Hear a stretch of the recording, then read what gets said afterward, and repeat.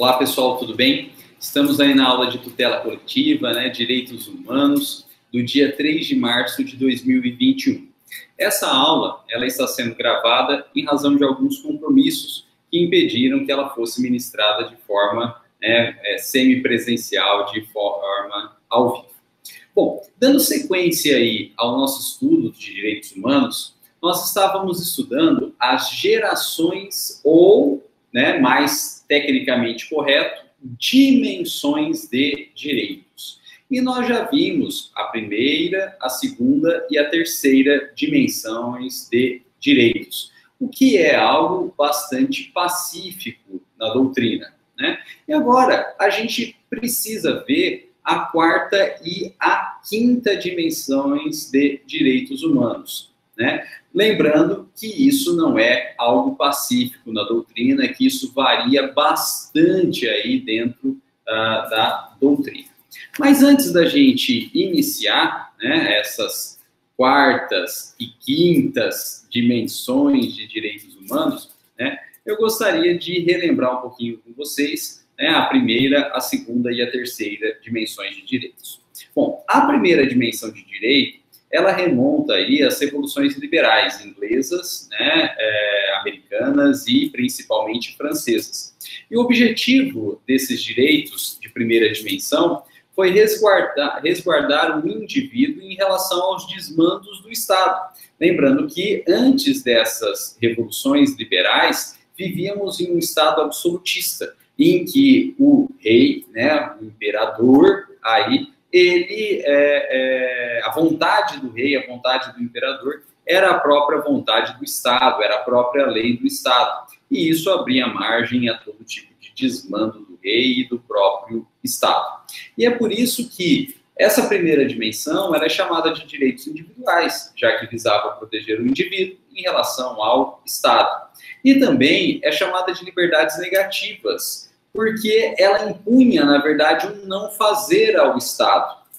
Se o Estado, então, se omitisse nesses casos, ele estaria, de fato, protegendo os direitos individuais, já que os direitos individuais, como a vida, estaria protegido se o Estado não matasse, o direito individual à liberdade estaria protegido se o Estado não prendesse, o direito individual à integridade física estaria protegido se o Estado não torturasse, e o direito individual à propriedade estaria protegido se o Estado não confiscasse. E esses direitos individuais, eles estão até hoje previstos, inclusive no ordenamento jurídico brasileiro, no artigo 5º da Constituição Federal. Bom, a sociedade evoluiu e esses direitos não foram mais suficientes para resguardar os seres humanos, e chegando aí na Revolução Industrial, surgiu então os direitos de segunda dimensão, também chamados de direitos sociais ou liberdades positivas. Esses direitos sociais ou liberdades positivas, eles não apenas tutelam um indivíduo, mas eles tutelam, na verdade, grupos sociais, inicialmente o grupo dos trabalhadores. E, a partir daí, essa tutela em grupo, ela foi sendo disseminada para outros grupos, como grupos das crianças, das mulheres, dos idosos e assim por diante. Eles são conhecidos como tutela ou liberdades positivas, porque não basta agora o não fazer do Estado, não basta apenas que o Estado se omita. Pelo contrário, aqui, se o Estado se omitir, nós não teremos, de fato, proteção dos direitos sociais ou liberdades positivas. E é necessário, em verdade, que o Estado haja, que o Estado faça. Daí serem liberdades positivas, porque eles impõem um fazer pelo Estado. Esses direitos sociais estão previstos até hoje, artigo 6º, artigo 7º e artigo 8º da nossa Constituição, principalmente o artigo 6º, cuja listagem, cujo rol é muito importante ser analisado oportunamente por vocês, porque é algo bastante perguntado em prova, em provas de concurso AI.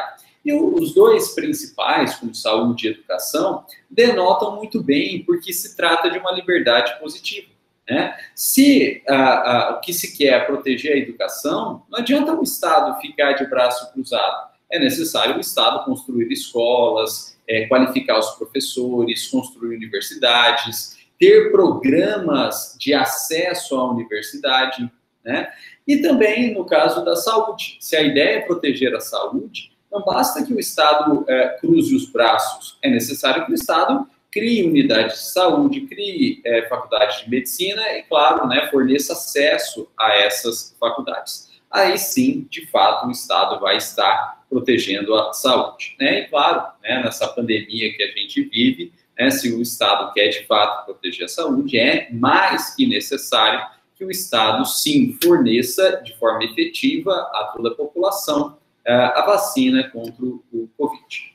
E a sociedade evoluiu, né, a partir daí, e esses direitos nem de primeira e nem de segunda dimensão foram suficientes. E aí, então, chegamos no pós-Segunda Guerra Mundial com o desenvolvimento da chamada terceira dimensão de direitos.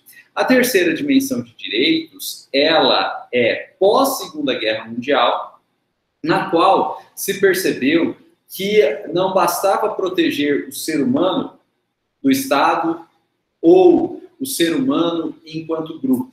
Era necessário proteger o ser humano enquanto humanidade como um todo, porque na pós-Segunda Guerra Mundial os países adquiriram aí poderio bélico suficiente para sozinhos aniquilarem a própria humanidade. E aí, então, os direitos de terceira dimensão, eles passam a encarar a humanidade como algo único, como um bloco aí. E os direitos de terceira dimensão, eles perpassam, eles vão além do indivíduo, do grupo social e atingem toda a humanidade. Em razão disso, eles são chamados de direitos difusos, porque está difundido, né, diluído por todos os seres humanos, né, que compõem o nosso planetinha azul, e também chamados de direitos transindividuais, que eles vão além do indivíduo, eles vão além do grupo social, eles tratam toda a humanidade. E aqui nós temos também previsão na nossa Constituição, porém de forma também diluída, também de forma difusa, né, nessa Constituição. E os dois principais direitos de terceira dimensão são a paz mundial, né, já que a humanidade adquiriu o poder para se auto-aniquilar, e também o direito ao meio ambiente sustentável, porque o meio ambiente não tem fronteiras, né, políticas, geopolíticas, né, e a poluição, o dano ambiental ocorrido em determinado estado, ele atinge toda a humanidade. Bom, feita essa rememoração aí, né, das primeiras, segundas, terceiras dimensões, a gente pode comentar um pouquinho sobre a quarta e quinta dimensão. Como eu disse para vocês, a quarta e quinta dimensão, elas não são algo pacífico na doutrina. De modo que, olha só, tem doutrinador que entende que não existe quarta e quinta dimensão. As três primeiras e únicas, né, já seriam suficientes para a previsão de todos os direitos que nós conseguimos desenvolver, prever e proteger até os dias atuais, século XXI. Né? Então, não haveria quarta e quinta dimensão. Outros doutrinadores, porém, entendem que existiria uma quarta dimensão, né? E essa quarta dimensão, aí sim, seria suficiente para abarcar todos os direitos humanos, né, desenvolvidos e protegidos até então. E, portanto, não haveria uma quinta dimensão. E enquanto que existem outros doutrinadores que entendem que, além de uma quarta, existe sim uma quinta dimensão de direitos. E isso forma uma verdadeira salada, né? Isso forma uma verdadeira salada. E, claro, não tem como a gente abarcar posições muito diversas aqui ou muitos doutrinadores. Porém, eu gostaria de citar o posicionamento de dois deles, né, bastante famosos ali, que dispensam apresentações. O Norberto Bobbio e o Paulo Bonavides. O Norberto Bobbio, ele entende que existe sim uma quarta dimensão, né? E ele traz nessa quarta dimensão a proteção ao direito à integridade do patrimônio genético, né? A proteção à integridade do patrimônio genético. Então, o genoma humano, né? E a partir daí, o que se comumente chama de biodireito, né? E dentro dessa quarta dimensão estaria aí a tutela, né? De normas éticas na manipulação desse patrimônio genético, proibindo alterações desse patrimônio genético, né? Proibindo aí o desenvolvimento de transgênicos, né? Proibindo aí, né, o uso exploratório do patrimônio genético, proibindo também, por exemplo, a clonagem de seres humanos, se não de forma integral, mas o uso desse patrimônio genético aí para desenvolvimento de órgãos para transplantes, né, o desenvolvimento de indivíduos ou de órgãos unicamente com fins de transplante. Né? Essa é a ideia, então, do que seria uma quarta dimensão pelo Norberto Bobbio, e ele não fala em quinta dimensão, ele não fala em quinta dimensão. Então, a gente pode aí supor que ele não chegou a desenvolver, né, ou ele entende que não existe aí uma quinta dimensão. Agora, o jurista brasileiro Paulo Bonavides, recentemente falecido, ele entende que existe quarta e quinta dimensão. E ele faz o seguinte, para ele, a quarta dimensão é o direito à democracia, à informação e à pluralidade, que está muito em voga nos dias de hoje, muito discutido nos dias de hoje, e isso é excelente, né? Então, ele classifica aí o direito à democracia, o direito à informação e à pluralidade. Pessoal, a partir dessas discussões, e Paulo Bonavides classifica isso como quarta dimensão de direitos humanos, nós temos todo um novo arcabouço normativo surgindo mesmo no direito brasileiro, né? A lei do Marco Civil da Internet e, mais recentemente, a Lei Geral da Proteção de Dados, elas estariam inseridas dentro dessa proteção do que para Paulo Bonavides é justamente a quarta dimensão de direitos humanos. E Paulo Bonavides não para por aí, ele entende que existe sim, na verdade, uma quinta dimensão de direitos humanos. E ele desloca o direito à paz mundial da terceira dimensão para a quinta dimensão.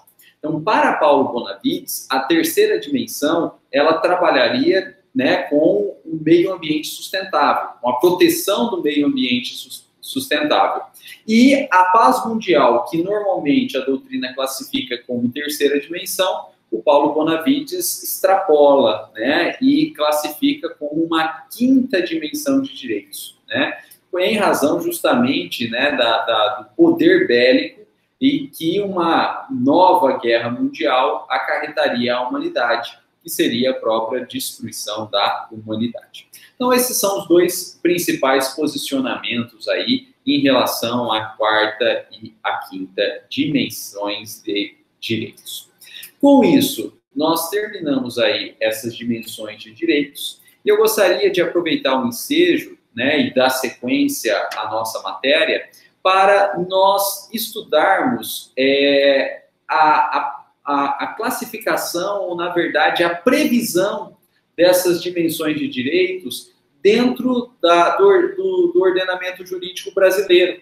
Não apenas na Constituição Federal de 1988, mas a previsão dessas dimensões de direitos em todas as constituições brasileiras, desde a primeira Constituição, lá a Constituição do Império de 1824, e aí perspassando por todas as constituições brasileiras e, claro, chegando à nossa Constituição Federal de 1988. Bom, pessoal, então vamos lá para o nosso próximo tema aí, a análise, né, de uma breve evolução histórica e a previsão das dimensões de direitos dentro das constituições brasileiras. Agora, antes de adentrar a análise das constituições, né, eu gostaria de retomar com vocês uma questão terminológica, que é o seguinte: quando nós trabalhamos com dimensões de direitos, como isso é algo que se espalhou pelo mundo, como isso é algo genérico dentro do mundo, né, elas são analisadas sob a ótica internacionalista, sob a ótica dos direitos internacionais. Então, nós costumamos, nesse caso de ótica internacionalista, nominar como direitos humanos.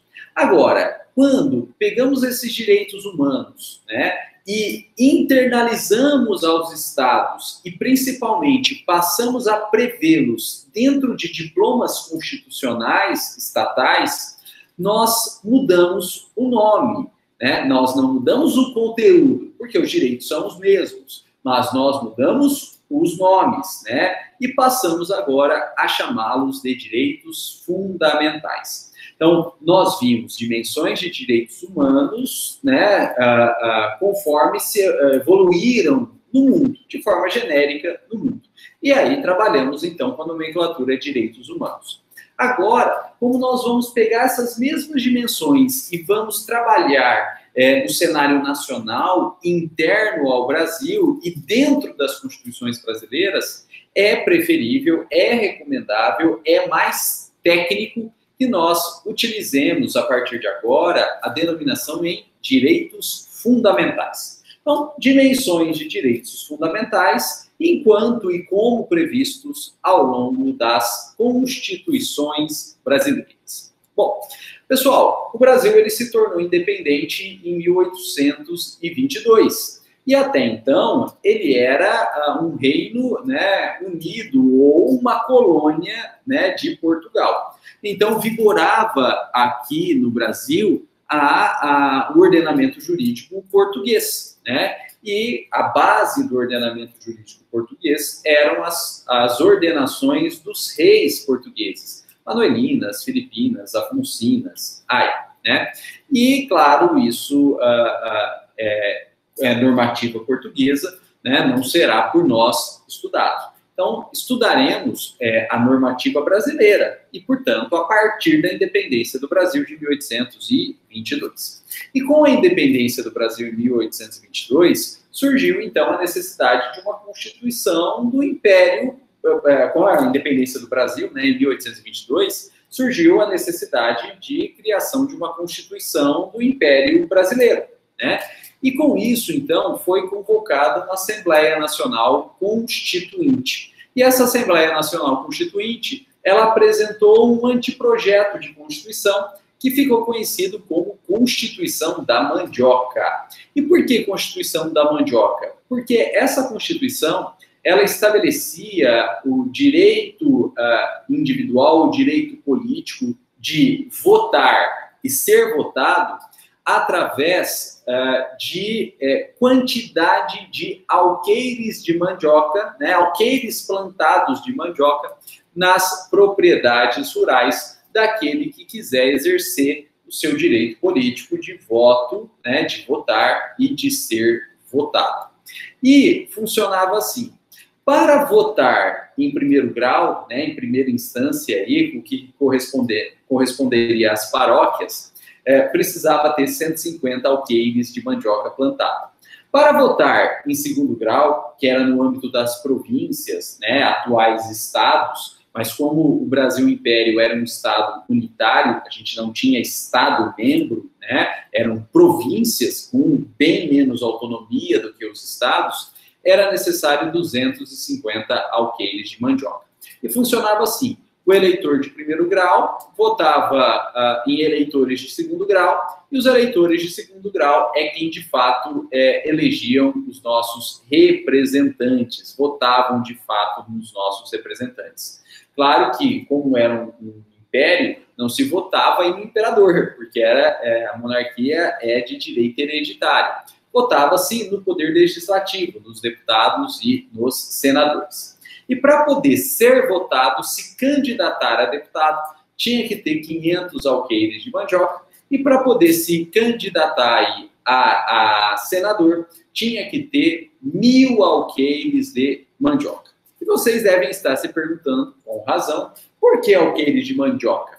Porque a quantidade de mandioca plantada representava poderio econômico. Porque a mandioca era o principal elemento da alimentação não só dos senhores, mas principalmente dos escravos. E quanto mais mandioca se plantava, né, se necessitava plantar, é porque aquele produtor rural tinha provavelmente um número maior de escravos e, portanto, tinha também um poder econômico maior.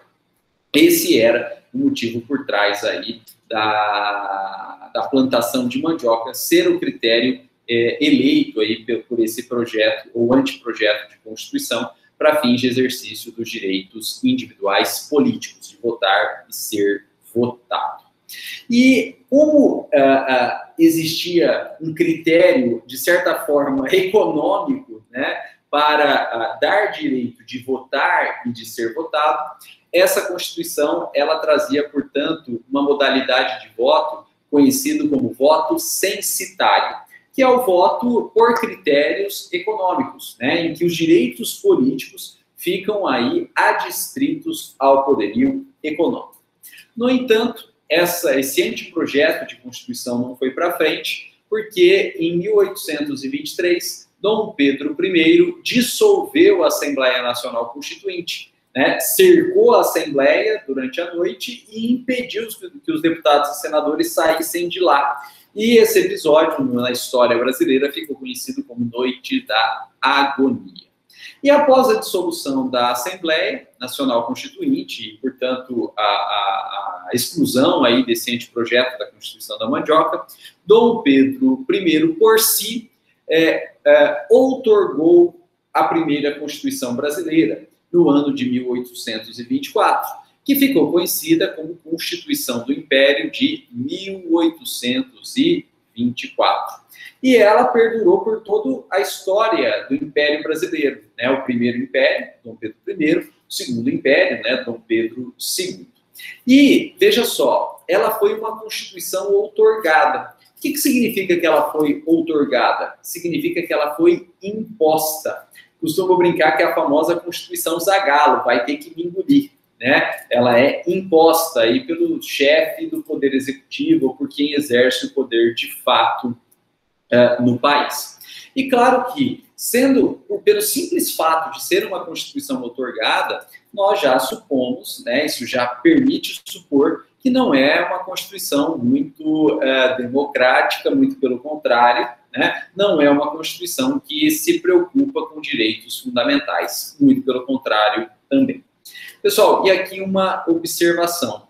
A gente costuma ouvir muito o termo Carta Constitucional, né? Carta Constitucional. Esse termo Carta Constitucional, tecnicamente, ele só pode ser usado para constituições outorgadas, que é aquela, então, imposta. E, por isso, não é correto usar o termo Carta Constitucional para constituições que não forem outorgadas, que não foram outorgadas, né? Ao contrário, foram promulgadas. As constituições promulgadas, que é aquelas que decorrem de assembleias nacionais constituintes e, portanto, mais democráticas e que se preocupam mais com direitos fundamentais, elas, tecnicamente, não podem ser chamadas de cartas. Carta Constitucional é um termo técnico exclusivo de constituições outorgadas. A Constituição do Império de 1824, ela foi outorgada e, portanto, ela pode sim ser chamada de Carta Constitucional do Império de 1824. Eu queria, né, comentar com vocês duas características básicas dessa Constituição. Primeira característica, ela trazia uma divisão de poderes. Ela trazia, sim, uma divisão de poderes em poder executivo, que era exercido pelo imperador, em poder legislativo, que era exercido aí pelo Congresso, né, que já era bicameral, dividido em Câmara dos Deputados e Senado, né, não é Senado Federal, é só Senado, né, só Senado, e sim poder judiciário. Tanto é que já existia aí um órgão, né, supremo dentro do Poder Judiciário brasileiro e que deu origem, sim, ao Supremo Tribunal Federal. Né? Supremo Tribunal Federal, a origem do Supremo Tribunal Federal remonta aí uma corte de apelação, né, interna aqui, criada em 1808, né, na época então que o Brasil ainda era colônia de Portugal, quando o Dom João VI veio para o Brasil fugindo de Napoleão e elevou o Brasil à categoria de Reino Unido a Portugal. Então, o nascedouro, a semente do Supremo Tribunal Federal é anterior à própria independência do Brasil, é anterior à própria Constituição do Império de 1824. Mas com a Constituição do Império de 1824, esse órgão, claro, né, foi mantido. Então, a gente tinha, sim, poder judiciário. Mas, além desses três poderes clássicos, a Constituição do Império de 1824, ela se caracterizava por trazer um quarto poder, que é o chamado poder moderador, né, o quarto poder chamado poder moderador, que foi criado, ao menos teoricamente, por um francês chamado Benjamin Constant, ou, né, já ouvi também essa pronúncia, Benjamin Constant. Né? Porém, né, a criação do Benjamin Constant é teórica, e ela foi posta em prática pela Constituição do Império de 1824. Esse poder moderador ficava a cargo do imperador, né, o poder moderador ficava a cargo do imperador e permitia que o imperador intervisse em todos os demais poderes, né? E com isso, pessoal, nós percebemos que não é uma Constituição democrática, muito pelo contrário, né? E com isso também não é uma Constituição muito preocupada com direitos fundamentais, à medida que o imperador, no exercício do poder moderador, tinha aí poderes meio que absolutos, né? À medida que era, assim, possível que ele interviesse nos demais poderes, né? Ele exercia o executivo e o moderador, e por força do moderador, ele intervia no poder legislativo e no poder judiciário. Outra questão interessante dessa Constituição é que a Constituição do Império de 1824, ela é o único exemplo no mundo de Constituição semi-rígida ou Constituição semi-flexível. Por quê? Uma parte dela, para ser modificada, exigia procedimento especial, né? Exigia procedimento especial e mais complexo do que o procedimento legislativo normal. Enquanto que outra parte dela poderia ser alterada por força de procedimento legislativo normal, ou seja, por força de lei. Então, uma parte dela era rígida, exigindo, então, procedimento qualificado. E a outra parte dela era flexível, porque passível de alteração por procedimento legislativo normal. Uma lei podia, né, alterar essa parte da Constituição. E esse é o único exemplo que a gente tem no mundo de Constituição semi-rígida ou semi-flexível. E, claro, não tratava de direitos fundamentais. A Constituição do Império de 1824, ela não tratava de direitos fundamentais. A única coisa que se assemelharia a uma proteção de direitos fundamentais é que essa Constituição ela trazia uma espécie de renda de aposentadoria para servidores públicos. Veja, servidores públicos, a iniciativa privada, né, a iniciativa privada, se é que a gente pode chamar de iniciativa privada dessa época, não tinha direitos previdenciários, não tinha direitos assistenciais. E, na verdade, quando a gente fala aqui em servidores públicos, era a corte, né? Não é qualquer servidor público, um servidor público burocrático aí. Era, na verdade, a corte do imperador, que tinha uma espécie de renda.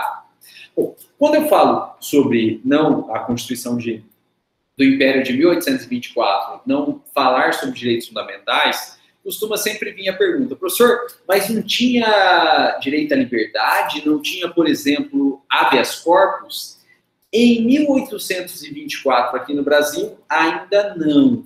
Né? Essa tutela do direito à liberdade e o habeas corpus foram previstos aqui no Brasil pelo Código Criminal do Império de 1830 e pelo primeiro Código de Processo Penal que a gente teve de 1832. Então, a Constituição realmente não falava nada nem sobre direito de liberdade e nem sobre habeas corpus. Porém, ainda bem, não demorou tanto o direito à liberdade, né, e o habeas corpus como tutela desse direito à liberdade veio logo, né, no Código Criminal do Império de 1830 e no primeiro Código de Processo Penal que a gente teve de 1832. Mas, veja, em códigos, em leis, e, portanto, de forma infraconstitucional, abaixo da Constituição. Bom, essa Constituição do Império de 1824, ela perdurou, né, por todo o Primeiro Império, por todo o Segundo Império, até a proclamação da República, e, claro, com a proclamação da República, essa Constituição não era mais compatível com o estado político que nós, né, vivíamos, que era a República. E, portanto, a Constituição do Império de 1824 foi revogada e, em seu local, foi promulgada uma nova Constituição, a Constituição da República de 1891, a Constituição da República de 1891. E é interessante, eu sempre costumo brincar, que o Brasil ele tem as suas peculiaridades, né? E a história da proclamação da República no Brasil é bem interessante, porque o imperador era republicano, né? Ou tinha tendências republicanas, né? E o Marechal Deodoro da Fonseca, que proclamou a República, era amigo íntimo e monarquista, né? Então, peculiaridades que a gente só tem aqui no Brasil, né? Bom, essa Constituição da República de 1891, ela foi promulgada, o que significa que ela adveio de uma Assembleia Nacional Constituinte. E quem aí teve principal papel dentro dessa Assembleia Nacional Constituinte foi, né, o Rui Barbosa e o Prudente de Moraes. O Rui Barbosa, porque ele pegou a Constituição Americana de 1787 e trouxe para o Brasil, e a partir daí ele escreveu, né, a Constituição da República de 1891, e o Prudente de Moraes, porque ele era o presidente da Assembleia Nacional Constituinte.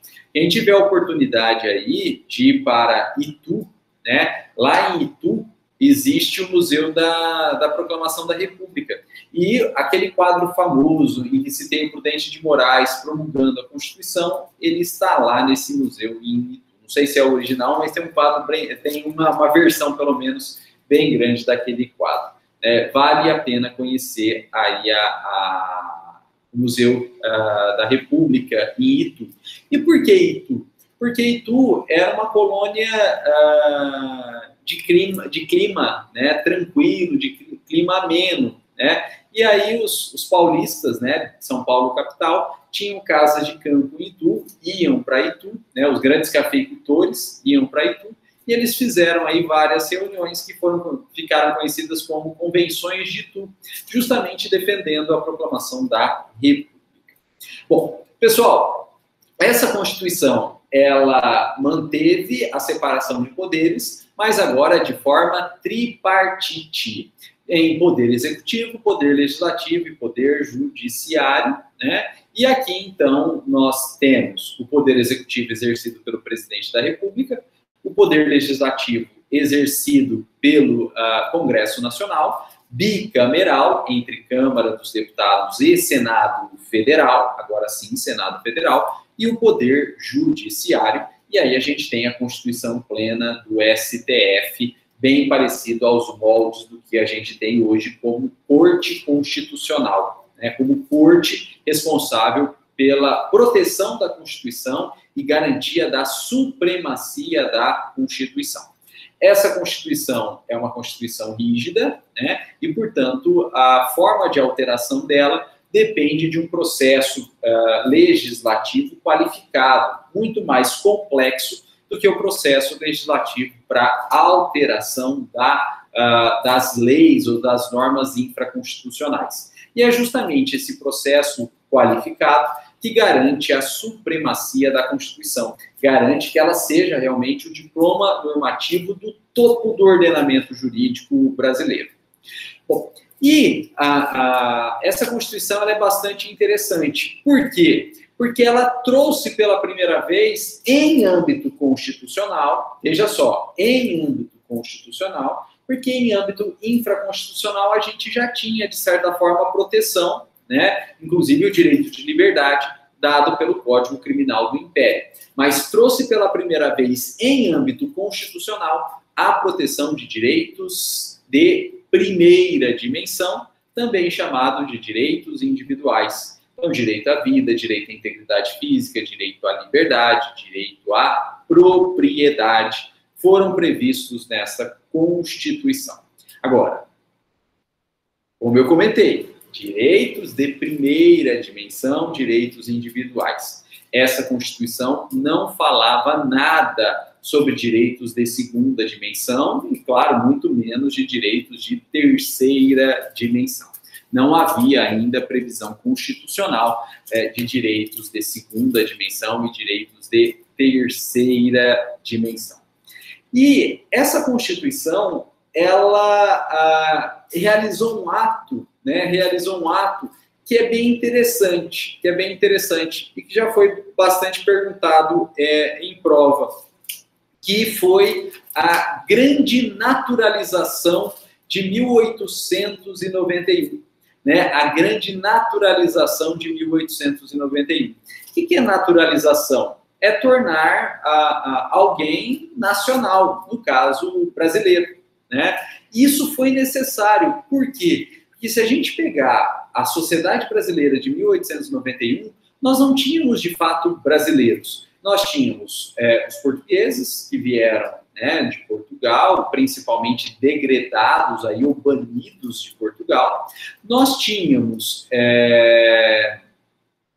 uma grande quantidade de ex-escravos, né, que foram trazidos à força da África, né, ou nascidos aqui, mas ainda mantendo ou não tendo a nacionalidade brasileira, apesar de nascidos aqui, não tendo a nacionalidade brasileira. E nesse período aí já estava chegando os imigrantes, principalmente de origem europeia, como alemães, italianos, espanhóis, né, que compuseram aí a força de trabalho com o fim da escravidão, né, pelo menos fim formal da escravidão. E brasileiro mesmo era uma massa muito pequena dentro da população, era um grupo muito pequeno dentro da população.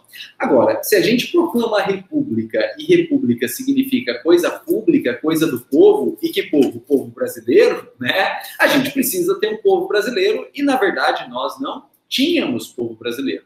Então, essa Constituição promoveu a grande naturalização de 1891. Em que consistiu essa grande naturalização de 1891? Foi o seguinte, a Constituição, ela deu um prazo de 6 meses, contados a partir da sua promulgação, para que os estrangeiros no Brasil procurassem a autoridade pública brasileira e negasse a naturalização brasileira, negasse a aquisição aí da nacionalidade brasileira. E se esses estrangeiros no Brasil não procurassem a autoridade brasileira para negar a naturalização, ao término do prazo de 6 meses, contados aí da promulgação da Constituição, eles estariam automaticamente naturalizados. Gente, vocês acham que num país de dimensões continentais como é o Brasil, numa sociedade de 1891, alguém ficou sabendo disso? Ou se ficou sabendo, vocês acham que ficou sabendo no prazo de 6 meses? Claro que não, né? A Constituição foi promulgada na capital, que era o Rio de Janeiro. Imagina o tempo que ela demorou para chegar lá no norte do país, em Manaus, por exemplo. Muito mais que 6 meses. Então, na verdade, ninguém ficou sabendo, ninguém procurou, e aí todo mundo se tornou automaticamente brasileiro. Né? Os estrangeiros aí aqui no Brasil se tornaram, então, automaticamente brasileiros. E essa é a formação do povo brasileiro. Então, veja aqui, a proclamação da República foi contra um imperador republicano, levada a cabo por um general monarquista, em que se promulgou uma Constituição da República, de uma coisa pública de um povo que não existia. e que, em tese, seria democrática, mas que forçou todo mundo a se tornar automaticamente brasileiro, né? Então, um país que age dessa forma, alguma coisa está errado, né? Alguma coisa está errado aí. E essa foi a grande naturalização de 1891. Pessoal, essa Constituição, pela primeira vez, ela trouxe a previsão dos direitos individuais, dentre eles o direito à liberdade, e, consequentemente, essa Constituição previu o habeas corpus. Então, a gente tem a previsão aqui do habeas corpus como remédio constitucional. No entanto, era o único remédio constitucional. E por ser o único remédio constitucional, esse habeas corpus na Constituição de 1891 acabou tomando forma ampliativa. E ele passou a tutelar não apenas o direito à locomoção, como é o habeas corpus clássico, mas ele passou a tutelar todo e qualquer direito individual, direito à vida, direito à integridade física, direito à liberdade e até direito à propriedade. E que, havendo violação de qualquer um desses direitos, permitia-se, era passível a interposição, né, a impetração de habeas corpus. Essa ampliação do objeto do habeas corpus, além do direito de liberdade, né, além do direito de locomoção, ficou conhecido como doutrina brasileira do habeas corpus. E isso também já foi perguntado em prova, né? Doutrina brasileira do habeas corpus é a previsão do habeas corpus na Constituição da República de 1891, tendo como objeto o direito de locomoção, sim, mas todo e qualquer direito fundamental, individual, como previsto na Constituição. Então, tutela direito à vida, integridade física, liberdade e até ao patrimônio. Permitia a impetração do habeas corpus. E com isso, nós terminamos a Constituição da República de 1891, que deu aí ensejo à chamada República Velha, né? Também chamada de República do Café com Leite, em que alternava-se à presidência da República alguém originário de São Paulo, produtor de café, e alguém originário de Minas, produtor de leite. Até que houve aí a marcha do governador do Rio Grande do Sul, chamado Getúlio Vargas, do Rio Grande do Sul até a capital do país, o Rio de Janeiro, em 1930. E o Getúlio Vargas, então, ele tomou o poder. E acabando, então, com a República Velha, né? Acabando aí com a República do Café com Leite.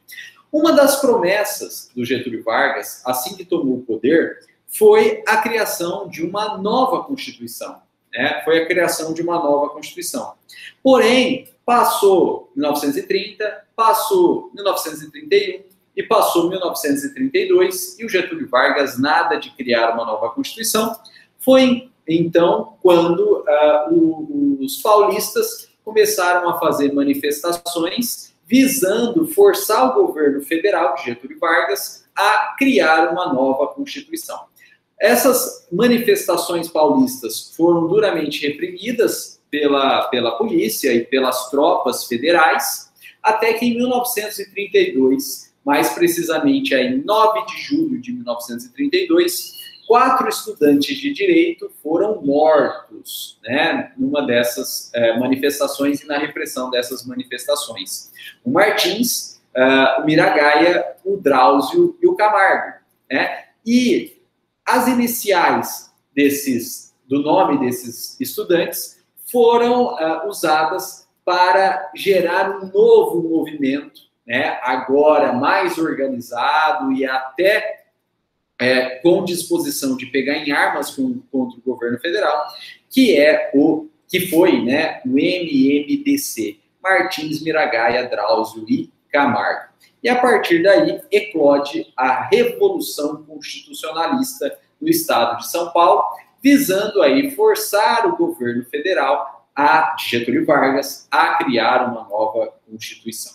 Pessoal, nesse período aí, o Estado de São Paulo, então, declarou guerra aí contra o governo federal, né? Declarou guerra contra o governo federal. E nós tivemos vários campos de batalha aqui no estado de São Paulo, né? Um deles é aqui próximo à nossa região, ali em Castilho, né? Ali em Castilho. E vários episódios aí a partir dessa Revolução Constitucionalista. Quem já foi em São Paulo, né, e provavelmente já conheceu aí o prédio do Mercadão, saibam que aquele prédio ele havia sido recém-inaugurado em 1932 e ele serviu de paiol de armas para as tropas paulistas. E aquele prédio foi bombardeado pelos aviões do governo federal, né? E foi praticamente destruído. Então, na verdade, o prédio que a gente tem hoje, do Mercadão, lá em São Paulo, ele é uma recomposição, ele é uma reconstrução do prédio original, porque o prédio original ele ficou muito destruído aí pelos aviões do governo federal. E é interessante notar que esses aviões decolavam do Rio de Janeiro, vinham sobrevoando o litoral paulista, e ali, na altura do Guarujá, eles subiam a Serra do Mar e vinham bombardear a capital do estado de São Paulo, e voltavam pelo mesmo caminho até o Rio de Janeiro. E nessa época, né, o Santos Dumont ele estava hospedado em um hotel ali naquela região, né, e que era sobrevoado pelos aviões do governo federal. E num desses sobrevoos, ele teria visto que a invenção dele estava sendo usada de forma bélica, né, contra conterrâneos dele, né, contra brasileiros, e isso teria motivado, então, o suicídio do Santos Dumont, né, num desses sobrevoos aí. Né, e essa é a história por trás, né, do sobrevoo. Dizem também que ele já estava em depressão, né, porque ele seria homossexual, e numa sociedade de 1932, né, o preconceito era muito grande, e também teria contribuído aí para a depressão e o suicídio. E o coração do Santos Dumont, ele está preservado hoje no Museu da Aeronáutica no Rio de Janeiro. Quem tiver a oportunidade aí de ir para o Rio de Janeiro, conheça o Musal, né, o Museu da Aeronáutica, lá está guardado o coração do Santos Dumont.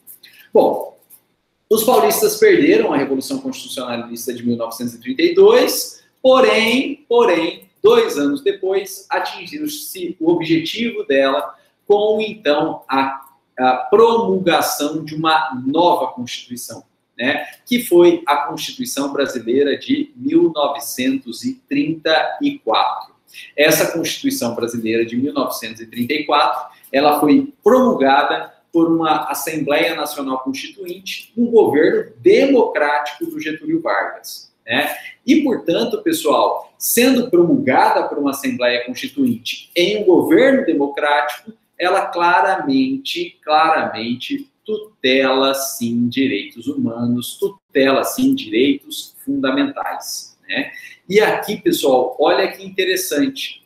Essa Constituição, ela manteve a previsão dos direitos de primeira dimensão, direitos individuais, como já havia na Constituição anterior, da República de 1891, e ela inovou, porque pela primeira vez ela passou a prever direitos de segunda dimensão.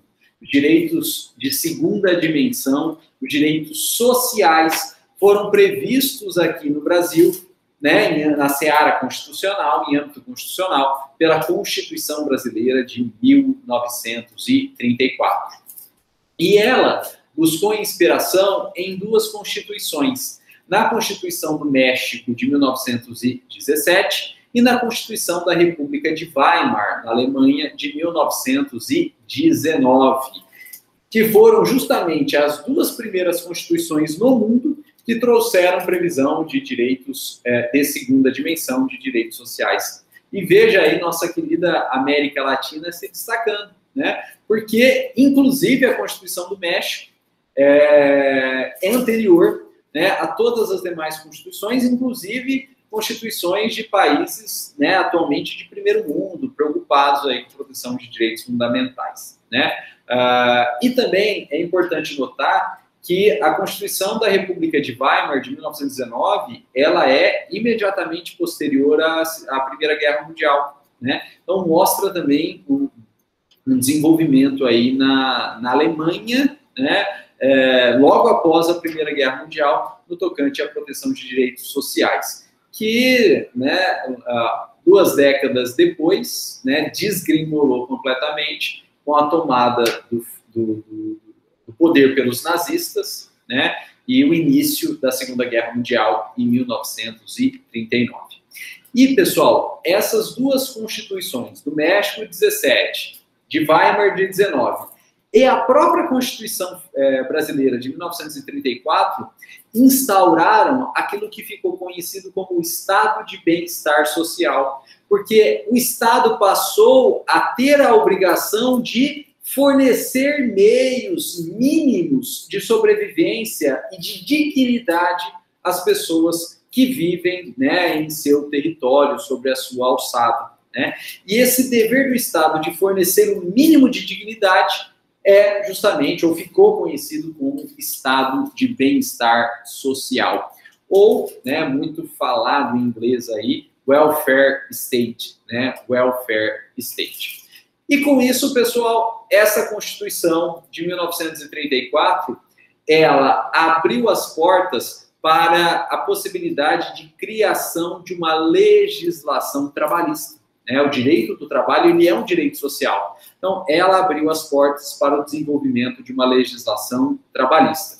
E surgiram várias normas de direito do trabalho, protetivas aí do trabalhador, que posteriormente foram compiladas e consolidadas no Diploma Normativo Único, que é a nossa CLT, Consolidação das Leis do Trabalho.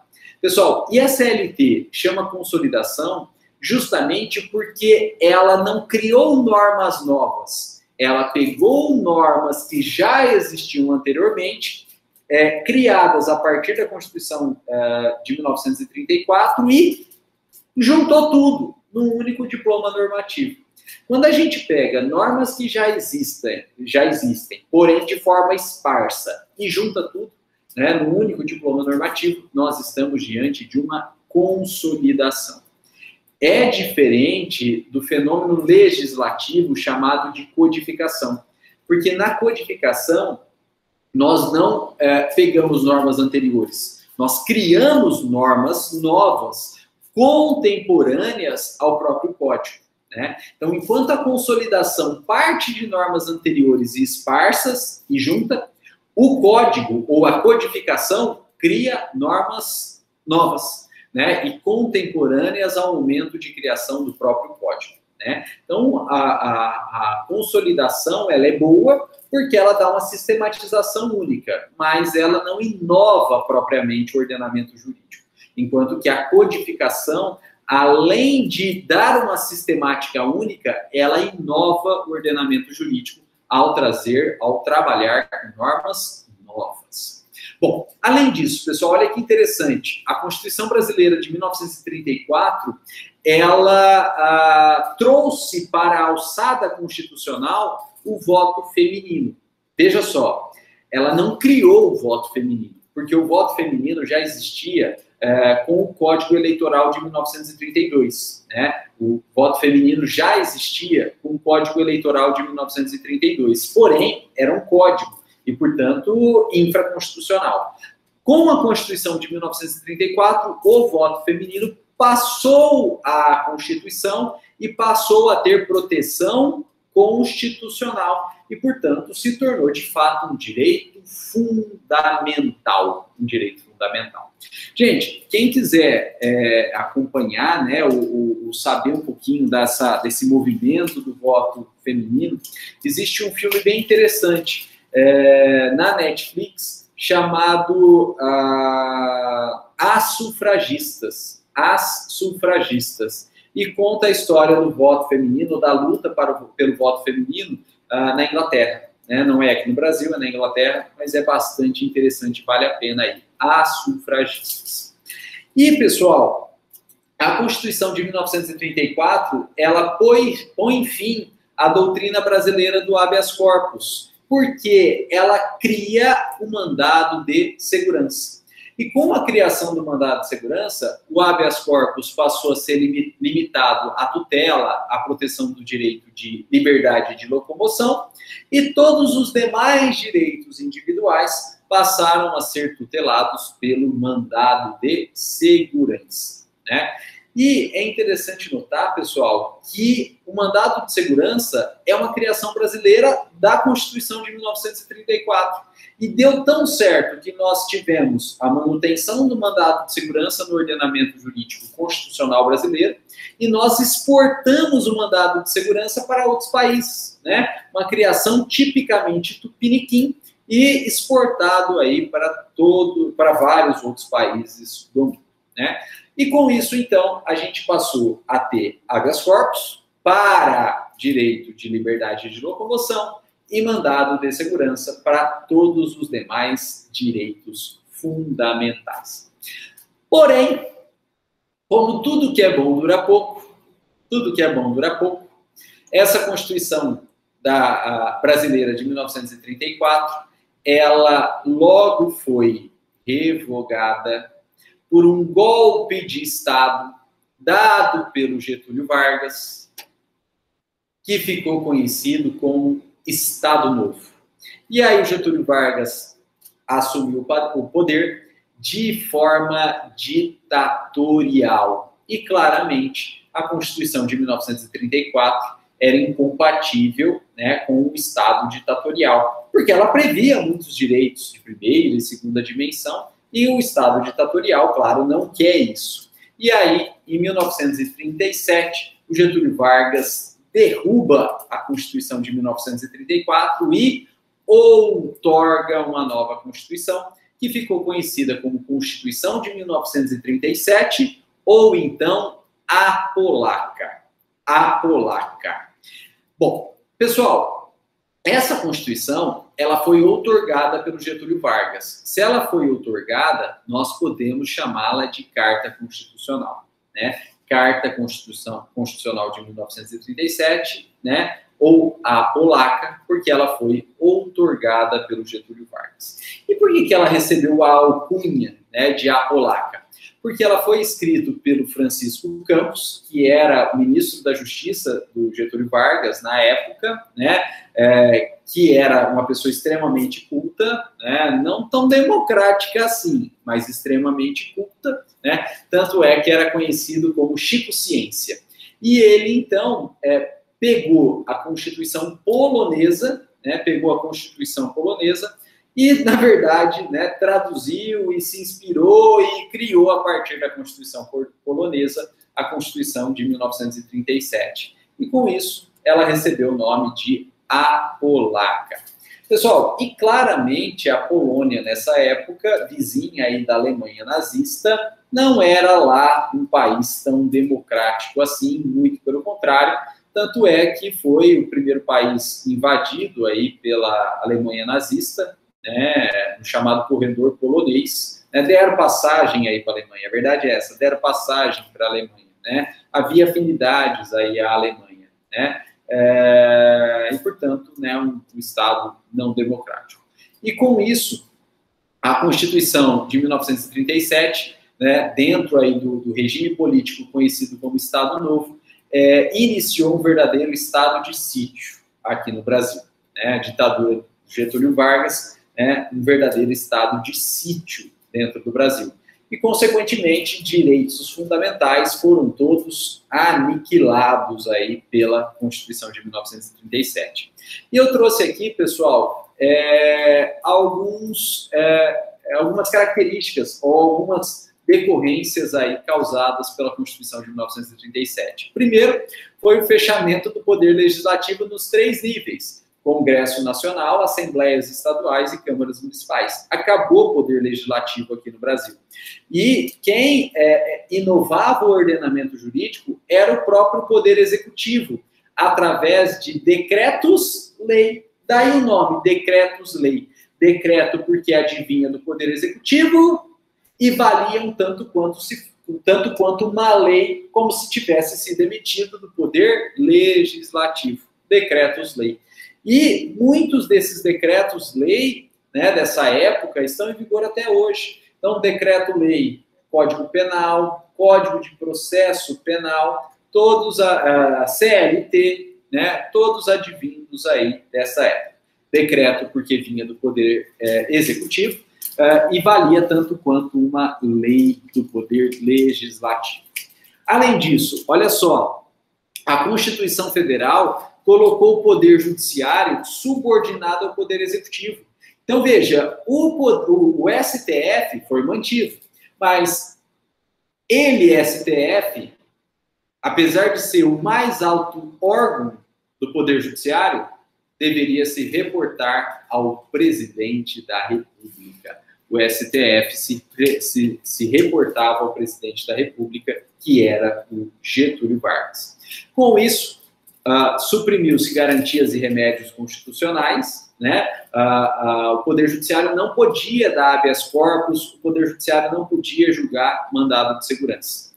Criou-se, então, uma polícia especial, né, que era o DOPS, né? Criou-se uma polícia especial, que era o DOPS, e o objetivo dela era a repressão, né, da população, né? Criou-se aí um departamento de imprensa e propaganda, que era o DIP, né? Criou-se um departamento de imprensa e propaganda, e a função era censurar a população e os meios de comunicação. Eliminou-se o direito de greve e restabeleceu no Brasil a pena de morte para crimes comuns, né? Restabeleceu-se no Brasil a pena de morte para crimes comuns.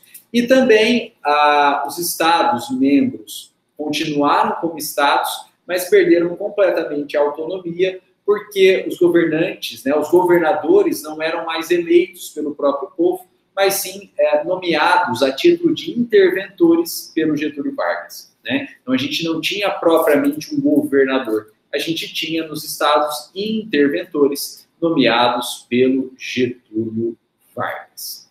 Bom, pessoal, esse Estado Novo aí, né? Esse Estado Novo perdurou um tempo, né? Esse Estado Novo perdurou um tempo, porém, né, por forças militares, o Getúlio Vargas foi obrigado a renunciar, né? O Getúlio Vargas foi obrigado a renunciar, e renunciando, acabou a ditadura, acabou o Estado Novo, e, consequentemente, uma Constituição que era de 37, criada para um período ditatorial, também caiu, também foi derrubada. E aí adveio, então, a Constituição Brasileira de 1946, que foi promulgada pela Assembleia Nacional Constituinte, permitindo aí o governo do novo presidente, o Dutra, né? O Dutra. E com isso a gente teve o restabelecimento democrático, né? A gente teve o restabelecimento democrático.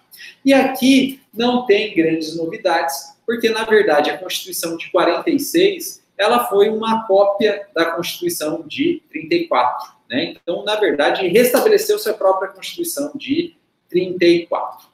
Mas, novamente, né, tudo que é bom dura pouco, e aí o Brasil teve um novo golpe, né, militar, né, e restabelecendo uma nova ditadura, né, agora uma ditadura militar, em 1964, né, que ficou conhecido como o golpe de 64. E foi editado pelo governo militar um ato institucional, que foi o ato institucional número 4, transformando o Congresso Nacional em Assembleia Nacional Constituinte, e esse Congresso Nacional, transformado em Assembleia Nacional Constituinte, pelo ato institucional número 4, criou aí uma nova Constituição, que foi a Constituição de 1967. Pessoal, essa Constituição, ela é extremamente criticada na própria origem dela. Por quê? Porque ela não veio do povo, ela não veio propriamente aí de um poder constituinte originário, né? Ela veio de um governo que criou um ato institucional, portanto um diploma infraconstitucional, que simplesmente transformou o Congresso Nacional em Assembleia Nacional Constituinte. Então, cadê o poder do povo? Né? Cadê todo o poder emana do povo e em seu nome será exercido? Não teve, né? Não teve. E essa Constituição aí, ela permitiu que o poder fosse exercido por uma junta militar, né?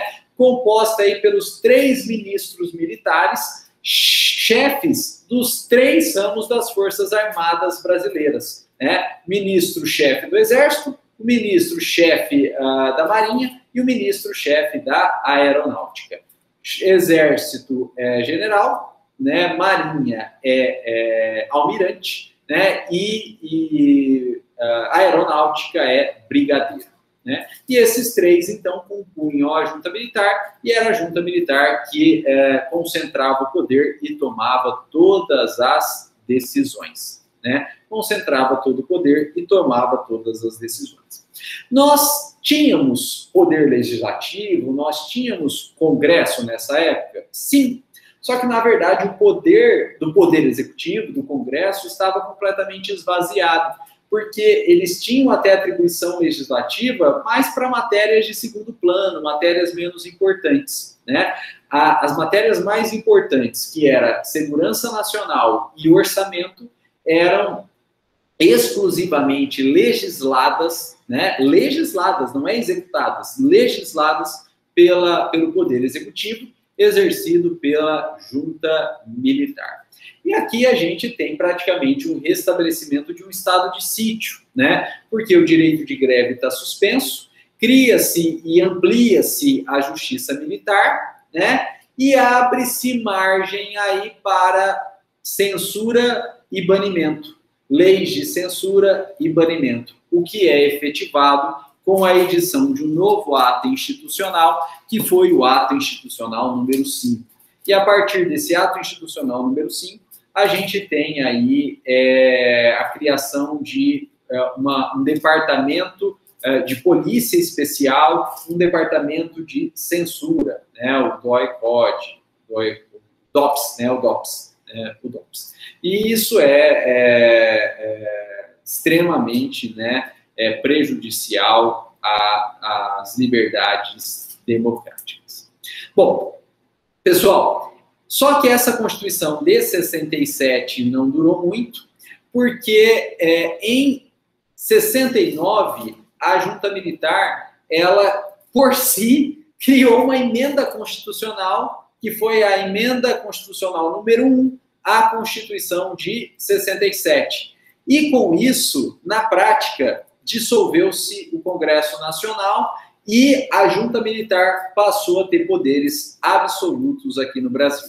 Né? Então, com a emenda número 1 à Constituição de 67, que se deu em 69, praticamente dissolveu-se o Congresso Nacional e a junta militar passou a ter poderes absolutos aqui no Brasil. Com isso, houve, claro, uma completa mudança do panorama constitucional. E é por isso que essa emenda constitucional de 1969 à Constituição de 67, ela é tida como uma nova Constituição, que é a Constituição de 1969.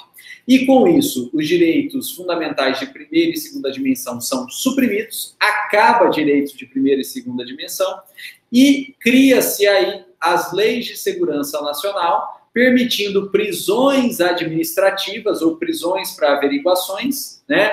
E cria-se a lei da imprensa, estabelecendo uma censura prévia. Gente, a lei da imprensa não existe mais, ela foi declarada inconstitucional pelo STF.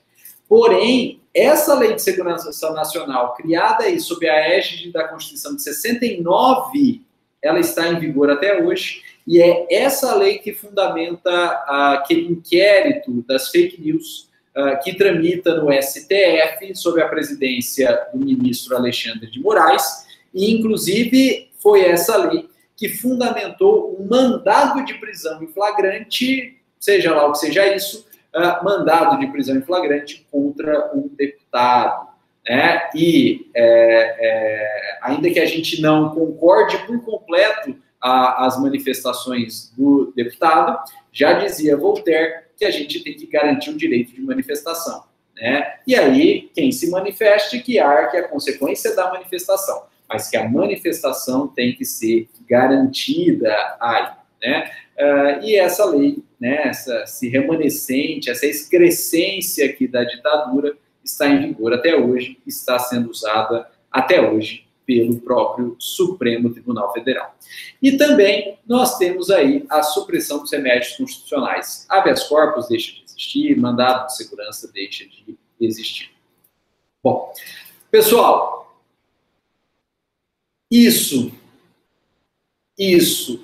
infelizmente, durou bastante tempo, né, até que a gente teve aí a redemocratização no início da década de 80, né, a redemocratização no início da década de 80, com eleições indiretas em 1985, pelo Congresso Nacional, em que foram eleitos Tancredo Neves, né, como presidente da República, e José Sarney como vice-presidente da República. Porém, Tancredo Neves, aí, uma suposta apendicite, teve que fazer uma cirurgia às pressas, e ninguém sabe ao certo as circunstâncias, mas veio a falecer. E não pôde tomar posse, né? Quem tomou posse foi o José Sarney, e isso foi um baque aí para a sociedade brasileira, porque o José Sarney, ele era da Arena, e, portanto, ele tinha até então apoiado a ditadura. Porém, né, ele tomou posse e convocou aí uma Assembleia Nacional Constituinte, né, justamente para permitir a elaboração de uma nova Constituição e garantir, de fato, a redemocratização de forma pacífica aí, e restabelecendo uma nova república, né, uma república democrática e pondo fim à ditadura. Agora, veja, essa convocação de uma Assembleia Nacional Constituinte pelo José Sarney, então presidente da República, em 1986, ela tem os seus problemas também.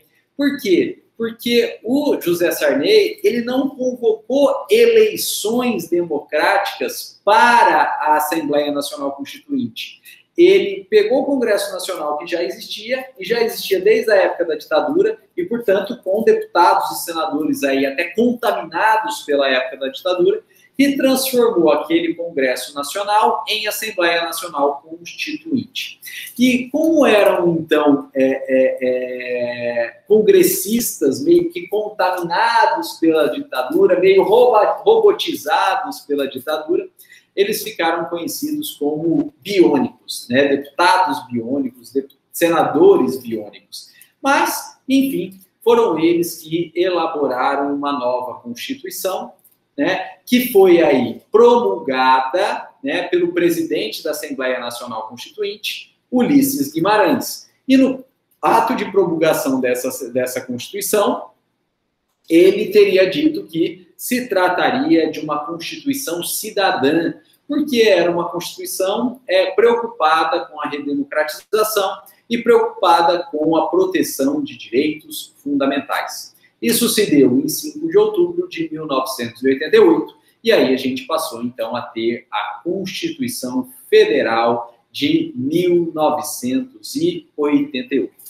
Pessoal, essa Constituição, ela é escrita, né, todo mundo sabe, e importante, ela é analítica, né? Ela é escrita e analítica. O que é a analítica? Analítica são as constituições extensas, muito extensas, que tratam de várias matérias que, a rigor, nem precisariam ou nem podiam, né, estar na Constituição. Uma Constituição clássica ou sintética é aquela que organiza o Estado e prevê direitos fundamentais. A Constituição analítica, além de organizar o Estado e prever direitos fundamentais, ela vai além. e ela traz aí matérias que, a rigor, nem poderiam estar na Constituição. Eu trago 2 exemplos para provar que a Constituição de 88 é analítica.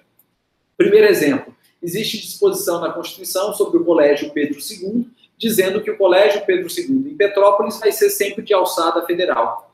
Isso precisa estar na Constituição, no mais alto diploma normativo brasileiro? Claro que não. Né? Ainda que seja a vontade do povo, ou do governo, que isso seja federalizado, que esse colégio seja federalizado, não precisa estar na Constituição, né? Uma mera lei ordinária já é mais que suficiente para a garantia dessa federalização, né? Pessoal, e eu tive a oportunidade de conhecer o Colégio Pedro II, eu fui em Petrópolis, né? Vale muito a pena ir em Petrópolis, vale muito a pena conhecer Petrópolis, mas esse colégio não é lá grande coisa, né? Que fique entre nós aqui, né? Não é lá grande coisa. O prédio está bem caidinho, o prédio está bem destruidinho, mas Petrópolis é muito bacana. Lá tem a catedral onde estão enterrados Dom Pedro II, lá tem o museu do imperador, né? Que era a casa de veraneio, que era a casa de campo do imperador, com uma estátua bem na frente. Estão mantidos os tronos, as cortinas de veludo, é muito bacana. Lá tem a casa do Santos Dumont. Na frente tem um relógio de flores também muito bonito. Então, vale realmente a pena, né? E também, né, ali perto tem Teresópolis também. Petrópolis, porque Pedro II, né? E Teresópolis, pela dona Teresa Cristina. Existe também Palácio de Cristal, que foi um presente do Conde de, né, para a imperatriz brasileira, né? A filha do Dom Pedro II, né, me fugiu o nome agora, filha do Dom Pedro II, né, então vale a pena. Tem uma réplica do 14 bis, vale super a pena conhecer Petrópolis. Bom, então a nossa Constituição é analítica. E o segundo exemplo que eu dou, né, para demonstrar que ela é analítica, nós tínhamos uma previsão na Constituição que os juros aqui no Brasil era limitado a 12% ao ano, né, pode rir, né, havia uma previsão na Constituição que os juros no Brasil eram limitados a 12% ao ano, portanto 1% ao mês. Faz sentido nenhum. Gente, agora, por que essa Constituição é analítica? Né? Por que a doutrina explica o fato dessa Constituição ter sido analítica? Em razão da necessidade de superação da ditadura. Então, havia-se um medo muito grande da ditadura voltar. E como forma, então, de coibir essa volta da ditadura, né, uma forma de coibir a volta da ditadura, a Assembleia Nacional Constituinte jogou um monte de coisa na Constituição, porque a ideia de que, estando na Constituição, era algo firme, né, algo que não ia ser derrubado, em tese, travaria a possibilidade ou a tentativa de volta da ditadura. No entanto, isso traz para a gente, até hoje, muitos problemas. Porque a Constituição analítica, ela é muito extensa. E se ela é muito extensa, ela abrange um campo muito grande da sociedade. E por isso, qualquer coisinha que mude na sociedade importa em mudança da Constituição. E é em razão disso que essa Constituição Federal de 88, ela recebeu várias emendas constitucionais. Emendas de revisão, né, em 93, e emendas normais aí, de modo que hoje nós temos uma Constituição verdadeira colcha de retalhos. Né? Bom, a segunda característica da nossa Constituição de 88 é que ela é rígida, ou até tem doutrinador que fala que ela é super rígida. Por quê? Porque ela traz procedimentos diversos e mais complexos para a alteração da Constituição. Né? Então, nós temos um procedimento, que é o procedimento de PEC, Proposta de Emenda à Constituição, que é extremamente complexo para permitir a alteração da Constituição. E esse procedimento, ele é dado por uma formulinha bem famosa, né? Que é a votação aí em 3/5 em 2 turnos nas 2 casas, né? Tornando aí bastante difícil a alteração da Constituição. Bom, mas tem gente que vai além e fala que, na verdade, ela é super rígida. Por que super rígida? que além de prever um procedimento mais complexo, tem matérias da Constituição que não podem ser alteradas, que são, na verdade, as famosas cláusulas pétreas da Constituição, como previsto no artigo 60, parágrafo 4º. E que a gente já comentou aqui, né, que o 60, parágrafo 4º fala em direitos individuais. Então, numa acepção literal, são só direitos de primeira dimensão. Porém, como em matéria de direitos humanos e direitos fundamentais, a gente tem um quê ampliativo, a doutrina acaba entendendo que, apesar de falar em direitos individuais, ela abarcaria todos os direitos fundamentais de primeira e de segunda dimensão. E também, pessoal, é interessante notar a posição topológica dos direitos fundamentais na nossa Constituição Federal de 88. Por quê? Porque até então as constituições elas traziam primeiro a organização do Estado para depois falar em direitos fundamentais. Enquanto que a Constituição Federal de 88, ela primeiro fala em direitos fundamentais, artigo 5º, 6º e 8º, né? Para depois falar em organização do Estado.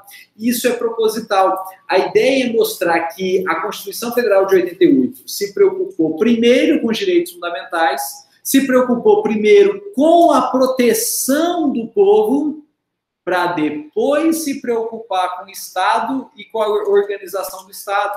De modo que o Estado vem depois. E, na verdade, o Estado só existe se tiver primeiro protegido os direitos fundamentais. O Estado só existe à medida que ele próprio protege os direitos fundamentais.